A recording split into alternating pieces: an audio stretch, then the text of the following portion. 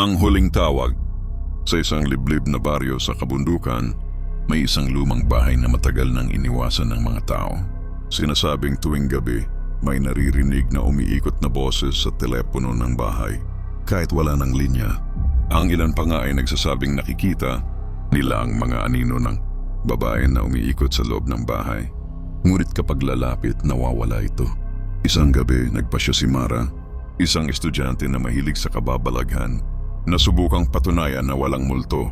Bit-bit ang flashlight at cellphone, pumasok siya sa bahay. Agad niyang napansin ang amoy ng lumang kahoy at alikabok, at ang bawat hakbang niya sa sirang sahig ay parang pinapakinggan ng buong bahay. Habang naglalakad sa madilim na pasilyo, bigla niyang narinig ang tunog ng telepono. Ring, ring. Hello? Wika niya, nanginginig ang boses. Huwag mong buksan. Ang boses, malamig at mabagal, tumugon mula sa kabilang linya. Kinabahan si Mara, ngunit tila tinutulak siya ng kuryosidad. Tinungo niya ang lumang silid sa dulo ng pasilyo. Pagbukas niya ng pinto, walang tao. Ngunit ang telepono sa mesa ay kumikislap, parang may nakatingin sa kanya. Biglang bumagsak ang lumang rotary phone sa sahig. Tumama sa kanyang pandinig ang tunog nito, at narinig niya ang isang malamig na halakhak mula sa dilim. Sa salamin ng pinto may nakasulat sa dugo, "Hindi ka na makakalabas."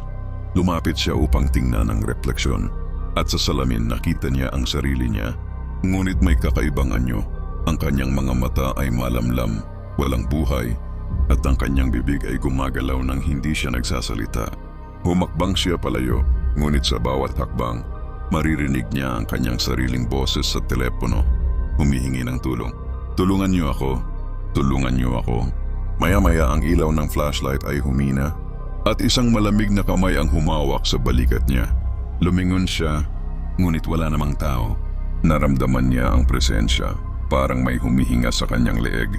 Ang boses sa telepono ay muling sumigaw, "Hindi mo na ako makakalimutan." Mula noon sinasabi ng mga taga-baryo na tuwing gabi, ang boses ni Mara ay nadidinig sa lumang bahay. At ang sinumang pumasok ay hindi na muling nakalabas. Ang lumang bahay ay nanatiling tahimik sa araw, ngunit tuwing gabi, bumabalik ang boses, "Tulungan niyo ako,